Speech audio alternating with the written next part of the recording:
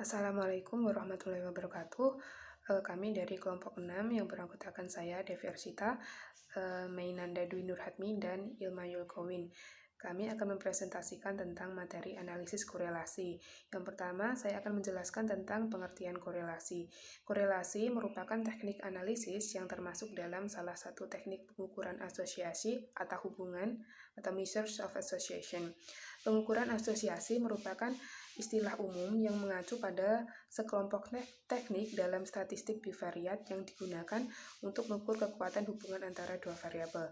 Jadi secara sederhana dapat dikatakan bahwa analisis korelasi merupakan suatu cara atau metode untuk mengetahui ada atau tidaknya hubungan linear antar variabel. Dalam analisis korelasi, dua variabel dikatakan berasosiasi jika perilaku variabel yang satu mempengaruhi variabel yang lain. Dan jika tidak terjadi pengaruh, maka kedua variabel tersebut disebut independen. Adapun contoh kasus yang memiliki korelasi adalah sebagai berikut. Yang pertama adalah hubungan antara kenaikan harga BBM dengan dengan harga kebutuhan pokok. Yang kedua adalah hubungan antara tingkat pendidikan dan pendapatan. Lalu yang ketiga misalnya hubungan antara tingkat pendidikan ibu dengan tingkat kesehatan anak dan lain sebagainya. Selanjutnya adalah bentuk analisis korelasi. Bentuk analisis korelasi yang pertama adalah korelasi positif, yaitu perubahan nilai yang diikuti pada nilai variabel secara teratur pada arah yang sama sehingga mengalami kenaikan.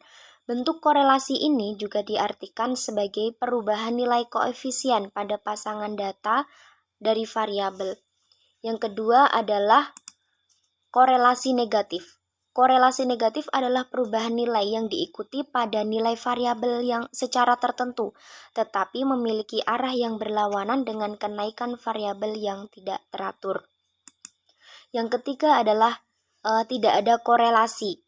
Variabel yang tidak berkorelasi terjadi bila kenaikan nilai diikuti dengan penurunan data yang berlawanan atau saling berhubungan. Dalam bentuk korelasi ini, nilai koefisien memiliki pasangan data dengan korelasi yang lemah. Yang keempat adalah korelasi sempurna. Korelasi sempurna bisa terjadi bila kenaikan atau penurunan variabel X selalu sebanding dengan kenaikan atau penurunan variabel Y.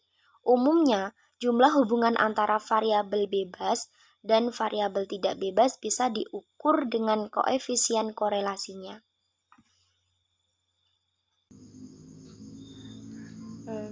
Selanjutnya, poin ketiga adalah macam-macam korelasi. Yang pertama adalah korelasi produk momen. Korelasi produk momen ini adalah teknik korelasi yang populer digunakan oleh peneliti. Nah, teknik ini sendiri dikemukakan oleh Carl Pearson pada tahun 1990. Penggunaan korelasi produk momen Pearson adalah untuk menyatakan ada tidaknya hubungan antara variabel X dan variabel Y untuk menyatakan besarnya sumbangan variabel satu terhadap yang lainnya. Untuk menguji hipotesis hubungan dua variabel numerik, kemudian korelasi produk momen termasuk teknik statistika parametrik yang menggunakan data interval atau rasio dengan persyaratan tertentu. Misalnya, data dipilih secara acak atau random, data berdistribusi normal, data yang digunakan mempunyai pasangan yang sama sesuai dengan objek yang sama.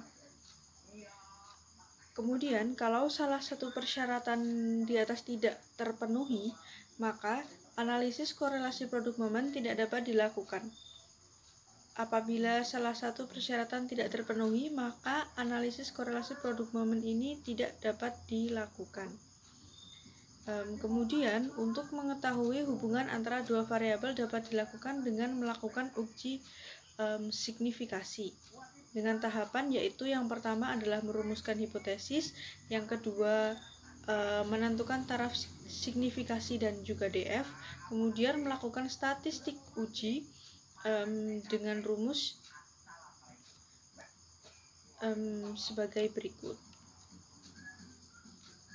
Rx sama dengan N sigma xy min sigma X kali sigma Y dibagi akar N sigma X kuadrat min sigma X pangkat 2 dikali N sigma Y kuadrat dikurangi sigma Y pangkat 2 dengan keterangan yaitu Rx merupakan koefisien korelasi R%, kemudian N merupakan jumlah sampel atau observasi, X adalah variabel bebas atau variabel yang pertama, Y merupakan variabel terikat atau variabel kedua, kemudian sigma XY merupakan jumlah hasil kali dari nilai X dan Y. Sigma X sendiri merupakan jumlah nilai X, kemudian ada sigma Y yang merupakan jumlah nilai Y. Selanjutnya ada sigma X kuadrat, yaitu jumlah dari kuadrat nilai X, dan juga yang terakhir adalah sigma Y kuadrat, yaitu jumlah dari kuadrat nilai Y. Selanjutnya adalah menentukan keputusan. Keputusan ini dapat ditentukan dengan ketentuan HO ditolak atau H0 ditolak apabila RXY itu lebih besar atau sama dengan R tabel.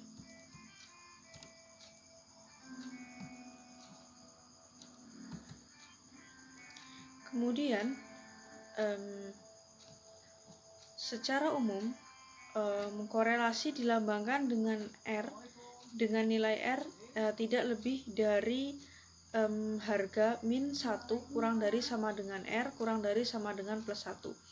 Untuk itu arti harga R dapat dikonsultasikan pada tabel interpretasi nilai R berikut ini.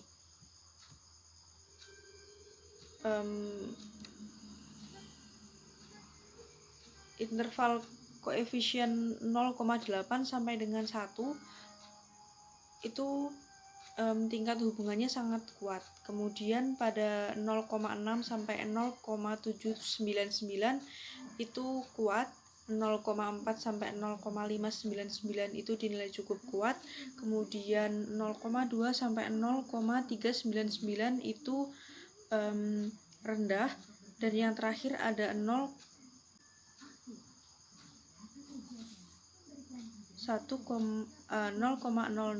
sampai dengan 1,999 itu dinilai sangat rendah. Kemudian yang kedua adalah korelasi Pi. Teknik korelasi Pi adalah salah satu teknik analisa korelasional dengan data yang benar-benar dikotomik atau dipisahkan secara tajam. Dengan istilah lain, variabel yang dikorelasikan adalah variabel diskrit murni. Sebagai contohnya adalah laki-laki, perempuan, hidup, mati, lulus, tidak lulus, dan lain sebagainya. Rumus korelasi Pi adalah sebagai berikut, yaitu Pi sama dengan AD min DC per akar A plus C dikali B plus D dikali A plus B dikali C plus D, di mana A, B, C, D sendiri adalah frekuensi dari masing-masing sel seperti contoh yang tertera di dalam tabel. Kemudian untuk analisanya itu dapat dilakukan dengan tahapan yang pertama adalah merumuskan hipotesis, yang kedua adalah mencari DF atau DB yaitu dengan rumus N min NR, yang ketiga adalah mencari angka indeks korelasi Pi dan dikonsultasikan dengan tabel nilai R produk momen pada taraf signifikasi 5% atau 1%. Kemudian memberikan kesimpulan yaitu jika Pi 0 lebih besar sama dengan Pi 1 maka HO ditolak atau HA diterima. Atau bisa juga jika Pi 0 kurang dari Pi 1 maka H0 diterima atau HA ditolak. Yang ketiga adalah korelasi koefisien kontingensi. Teknik korelasi koefisien kontingensi atau contingency coefficient correlation digunakan untuk dua buah variabel yang dikorelasikan berbentuk kategori.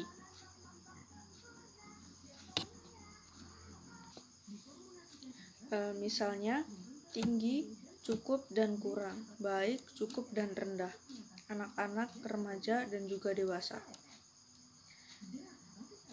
Dengan rumus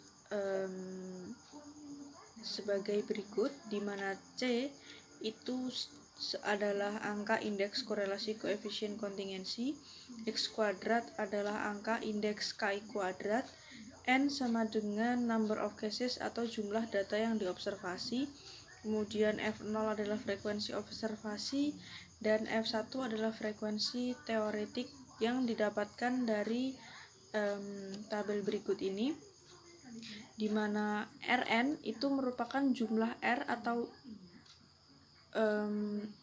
row atau baris yang pertama, kemudian Rn2 adalah jumlah R pada baris yang kedua, kemudian ada Rn3 yaitu jumlah R pada baris yang ketiga, kemudian ada Cn1 yang merupakan jumlah kolom yang pertama, kemudian Cn2 adalah jumlah kolom yang kedua, dan juga Cn3 merupakan jumlah kolom pada bagian ketiga. Interpretasi dari korelasi ini dapat dilakukan dengan cara yang pertama yaitu merumuskan hipotesa, yang kedua adalah mengubah angka indeks korelasi kontingensi C menjadi angka indeks korelasi P dengan rumus P sama dengan C per akar 1 min C kuadrat. Kemudian yang berikutnya adalah menentukan dB sama dengan N min NR dan dikonsultasikan dengan tabel nilai R produk momen pada taraf signifikasi 5% atau 1%. Lalu kemudian yang terakhir adalah menentukan atau membuat kesimpulan dengan ketentuan jika P0 lebih dari sama dengan P1 maka HO ditolak atau diterima HA diterima. Kemudian jika P0 kurang dari P1 maka HO diterima atau HA ditolak. Yang keempat adalah korelasi tata jenjang. Istilah lain dari korelasi tata jenjang ini adalah teknik korelasi rank order atau juga rank order correlation atau juga bisa disebut rank difference correlation. Teknik korelasi ini dalam dunia statistika itu dikenal dengan teknik korelasi yang paling sederhana, karena tekniknya itu berdasarkan data ordinal atau berjenjang. Yang kuat lemahnya korelasi ini diukur berdasarkan perbedaan urutan kedudukan skornya atau rank of difference, jadi bukan didasarkan pada nilai hasil pengukuran yang sebenarnya. Kemudian untuk teknik ini sendiri digunakan paling efektif bila datanya itu berjumlah 10 sampai dengan 29. Kemudian jika N atau jumlah datanya ini 30 ke atas, itu sebaiknya jangan digunakan. Kemudian untuk interpretasinya hampir sama dengan teknik korelasi produk momen, yaitu yang pertama adalah merumuskan HA dan juga HO atau membuat hipotesisnya. Kemudian yang kedua adalah mencari DF atau DB-nya. Kemudian yang ketiga adalah mencari nilai korelasi tata jenjang dalam tabel nilai rho 0 sama dengan R0 per sama dengan PT pada taraf signifikasi 5% atau 1%. Kemudian jika rho 0 itu lebih besar atau sama dengan PT, maka HA diterima atau HO ditolak. Kemudian jika rho 0 itu kurang dari rho T, maka HA ditolak atau H0 diterima. Dengan menghitung angka indeks korelasi tata jenjang sesuai dengan 3 kategori, yaitu yang pertama, tidak terdapat urutan yang kembar. Yang kedua, terdapat urutan yang kembar.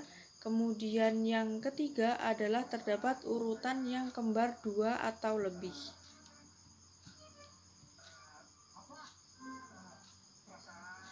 Dengan rumus